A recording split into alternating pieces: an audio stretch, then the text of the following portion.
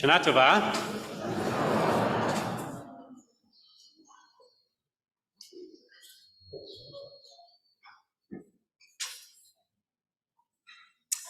Once, Israel's ambassador to the U.S. was at a news conference. Known for being long-winded, a reporter asked him to clarify his answer and to be more succinct. In one word, what is your impression of Israel at this moment in history, the reporter asked. To which the ambassador responded, "Tov, it's good, things are good." Seeking further clarification, a different reporter spoke up. "Mr. Ambassador, could you elaborate a little? Tell us your impression of Israel in 2 words." To which the ambassador responded, "Not good." Yesterday, I spoke about our shared home that is Bethel. This morning, I want to turn our attention to our shared homeland, which is Israel. The truth is, of course, much about Israel is good, even better than good. I was privileged to be among 250 Minnesotans, including a very large delegation from Bethel, who traveled on the Federation's mega mission this past spring to experience Israel, to walk the land, to learn the history, to eat the food, to sing, to pray, to discuss, to eat some more. And Israel didn't disappoint. For all the news that we hear, Israel is safe, vibrant, beautiful, and yes, a complicated place to visit.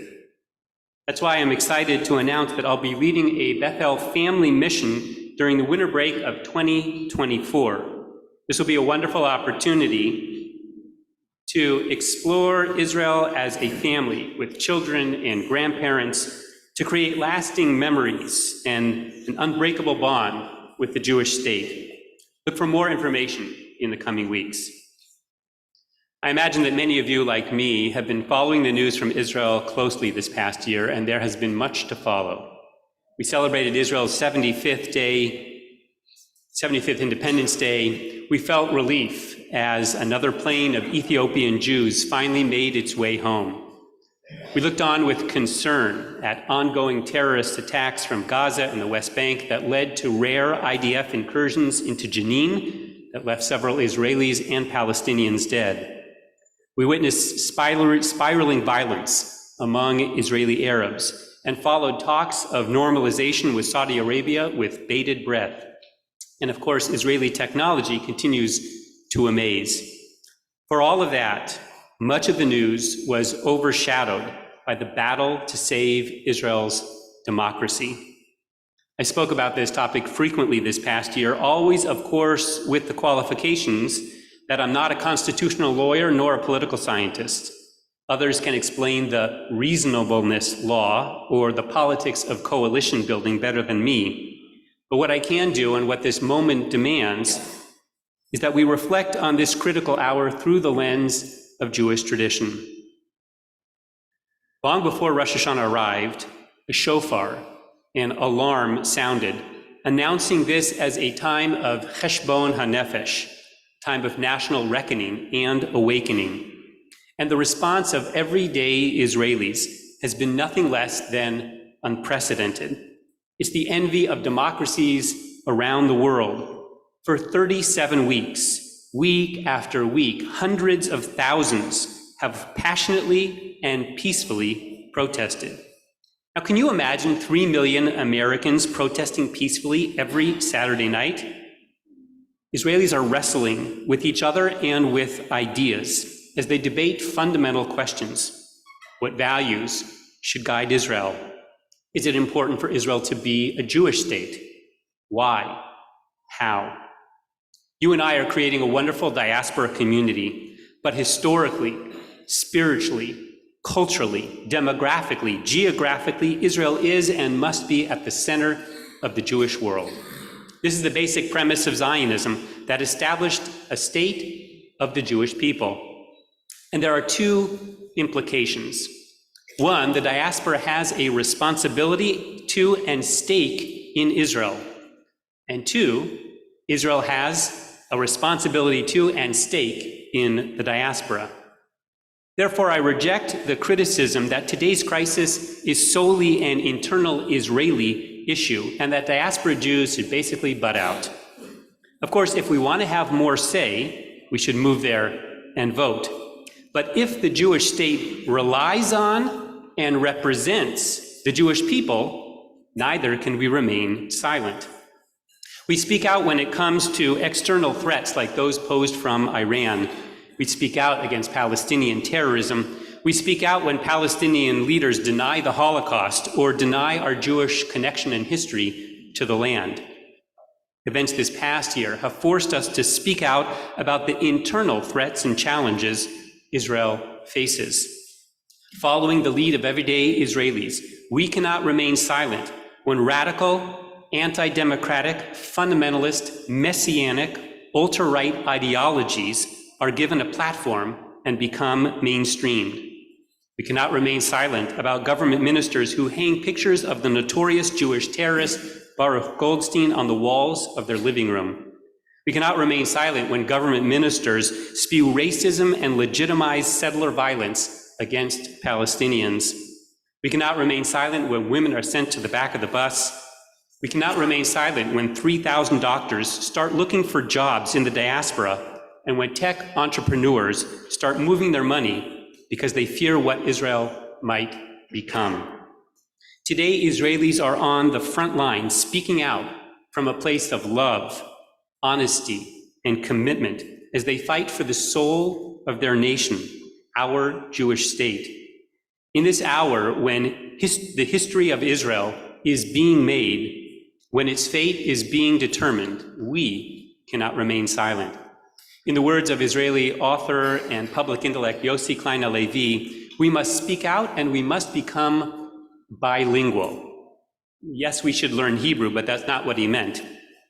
We should speak unabashedly and unapologetically in support of Zionism and against efforts like BDS.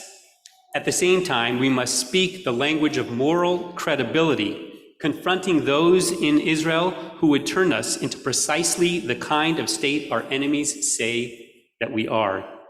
In short, I would say we must become a shofar, sounding an alarm and calling for change, celebrating accomplishments and instilling hope. The 10th century Babylonian philosopher Rav Sadia Gaon famously listed 10 reasons why we blow the shofar on Rosh Hashanah. These explanations serve for us as a lens through which we consider recent events and our response to them. Number one, he says, the shofar announces the coronation of God as king. In biblical days, kings had to keep a copy of the Torah with them to remind them that no person, no president, and no prime minister is above the law. Much like an independent judiciary, prophets kept them in check. This is but one example of how democracy, though born in ancient Greece, is founded on principles from the Torah. The shofar calls upon us to uphold Jewish values by strengthening democracy. T'kiyah.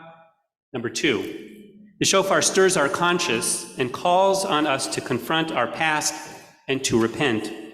One of the issues that is fueling the call for judicial reform is a perceived decades-long systemic discrimination of Mizrahi Jews. Israel's High Court, for example, is currently made up of all Ashkenazi Jews. Polls indicate that most Israelis support some kind of judicial reform to address these and other shortcomings. The shofar reminds us that just as judges must be just, so too must the judicial system. Shvarim, number three. The shofar reminds us of the revelation of God on Sinai, where God commanded one mitzvah more than any other, that we are to care for the vulnerable, the stranger, the orphan, the widow. Protecting refugees, LGBTQ, non-Orthodox Jews, and other minority groups is thus a core Jewish and democratic value that must therefore be at the heart of a Jewish state. The shofar amplifies the voice of those who have been unheard. Truah, number four. The shofar reminds us of the prophets who warned the people of danger, who chastised them for wrongdoing and demanded righteous living. Israelis are calling out corruption and zealotry and affirming the vision set forth in Israel's Declaration of Independence that says, quote, Israel will be based on the precepts of liberty, justice, and peace as taught by the Hebrew prophets. It will uphold the full social and political equality of all citizens without distinctions of race, creed, or sex. The shofar calls on us to pursue the vision of prophets, ancient and modern. Tkiya. The shofar reminds us, says Rav Sadia, of the destruction of the temple.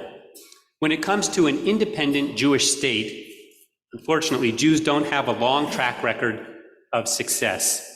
King David's united kingdom lasted only 73 years. The Maccabees also only 73 years. At 75 years young, Israel has a bright future, but it must be carefully nurtured.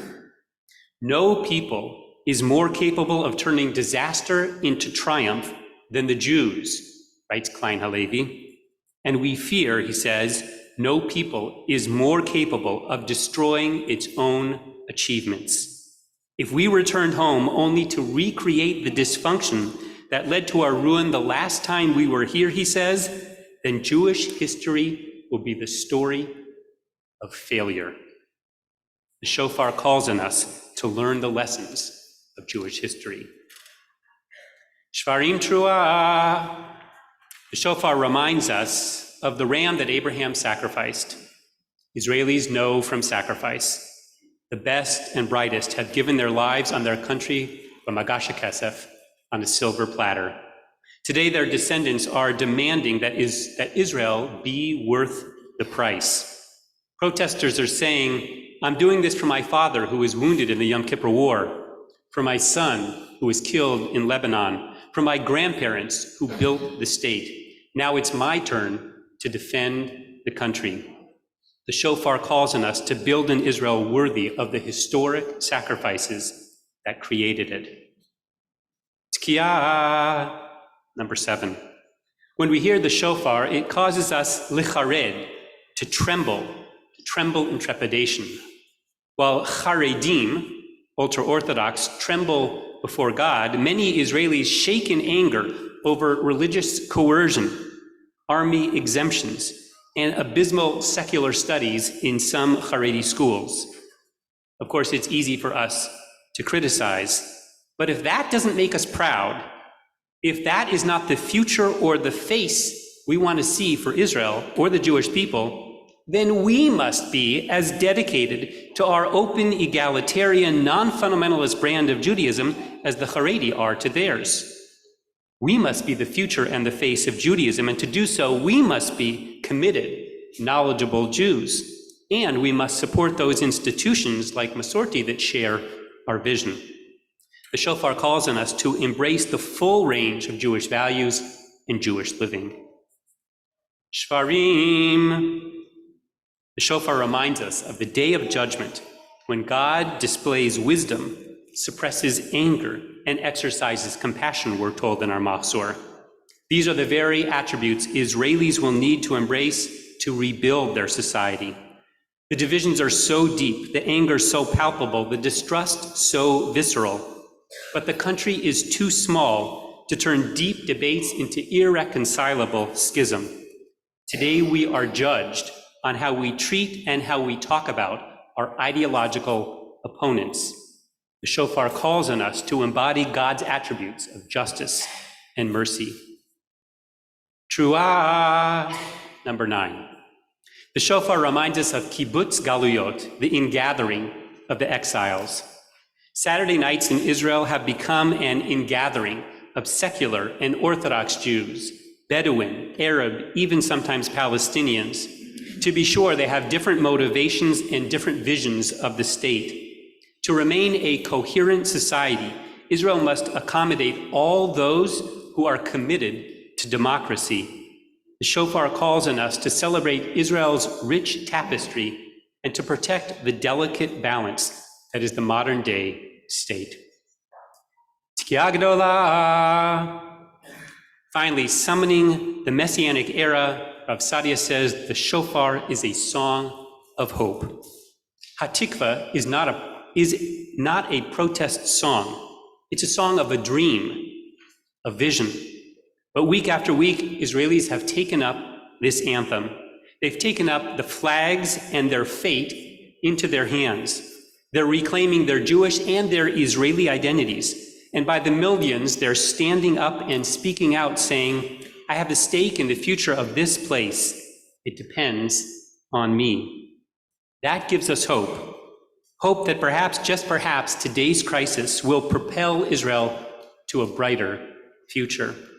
The shofar calls on all of us to take responsibility for our shared home, Bethel, and our shared homeland, Israel. Now, I've heard some people this past year express dismay, even disgust, at what is happening in Israel. Inspired by everyday Israelis and awakened by the shofar, we must lean in. If you're not sure how you feel these days, or if you have mixed feelings, make time to engage. Don't use this as an excuse to walk away. If it's important, it's worth fighting for. And I believe Israel is important. Don't use this as an excuse to stop giving, traveling, or advocating. Israel still needs and deserves our support, our presence, and our voice. Learn more about the issues. Wrestle with nuanced conversations. Reach out to Israeli family and friends with words of encouragement. Engage Israelis here in town in Jewish communal life. Teach about Israel to a new generation. Support the people, places, and organizations such as Masorti that are fighting for and working to ensure that Israel remains Jewish, democratic, modern, and pluralistic. And finally, strengthen Jewish life in the diaspora. See, Israel isn't going anywhere, and neither are we, but our fate rests in your hands. When we heed the call of the shofar, we will create a Jewish world and a Jewish state that can only be described in one word: good. Shana Tova. Thank you.